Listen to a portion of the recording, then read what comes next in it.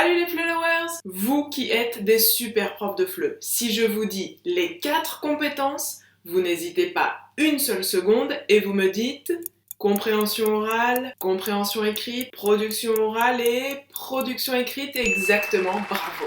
Effectivement, c'est la base. Mais saviez-vous qu'il en existe 2 autres, voire 3 autres, ou 5 autres? Tout dépend comment on compte. Effectivement, aujourd'hui, on parle aussi beaucoup de l'interaction orale, de l'interaction écrite et de la compétence qui nous intéresse aujourd'hui, la médiation.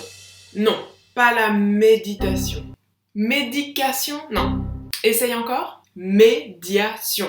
Voilà, exactement. Donc aujourd'hui, les tutos du FLE numéro 14, médiation Kezako.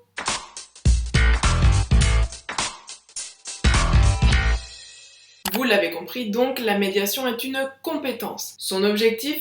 Réduire les distances entre les langues, entre les interlocuteurs. L'idée, c'est de former notre élève à devenir un intermédiaire, un facilitateur entre différentes informations. On peut faire la médiation entre différentes langues, interlangue ou intralangue, mais aussi entre différents supports, écrit, oral. Par exemple, on peut écouter un podcast pour participer à un débat, lire un article pour expliquer un concept à nos camarades, lire un ensemble de documents pour rédiger un résumé. Coucou la synthèse d'Alphe C1! Je suis sûre qu'en regardant cette vidéo, vous vous rendez compte que la médiation fait déjà partie intégrante de vos cours, même si vous ne l'appeliez pas comme ça. Si vous souhaitez travailler cette compétence de manière explicite avec vos apprenants, vous pouvez télécharger des fiches pédagogiques dédiées à la médiation sur l'espace virtuel. Dans ces fiches, vous allez retrouver différents types d'activités. La médiation intralangue de français à français, écrite ou orale, et la médiation interlangue avec l'espagnol à l'écrit ou à l'oral. Par exemple, vous avez lu ce document et vous essayez de convaincre vos collègues de la salle des profs de se remettre au sport. Médiation de l'écrit à l'oral. Au fait, ces fiches existent pour les collections Défis et Entre nous. Si vous avez bien suivi, les activités suivantes sont des activités de médiation. Déchiffrer un graphique. Comprendre et expliquer une infographie. Résumer les propos d'un journaliste. Une autre idée d'activité? En mode classe inversée. Demandez à vos apprenants de lire, écouter ou regarder